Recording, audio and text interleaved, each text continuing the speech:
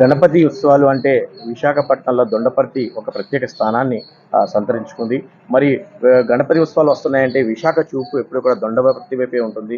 ఎందుకంటే ఇక్కడ అత్యంత ఘనంగా మరి వినాయక ఉత్సవాలు నిర్వహిస్తారు.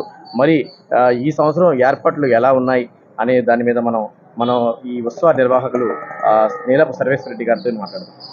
సార్ చెప్పండి, ఈ సంవత్సరం ఉత్సవాలు ఎలా ఉండబోతున్నాయి? మరి ఎంత ఎత్తైన విగ్రహం ఉండబోతుంది? గత 15 ఏళ్ళుగా ఇదే స్థలంలో వినాయక చవితి చేయడం జరుగుతుంది. మేము గతంలో 108 అడుగుల వరకు కూడా భారీ గణనాథుని కూడా ఇక్కడ నిలిపాము. ఇక్కడే నిమజ్జన కార్యక్రమం చేసాం. కానీ గత ఏడు 2024 నుంచి కూడా మాకు మొదటి నుంచి ఇన్స్పిరేషన్ అన్నది ఖైరతాబాద్.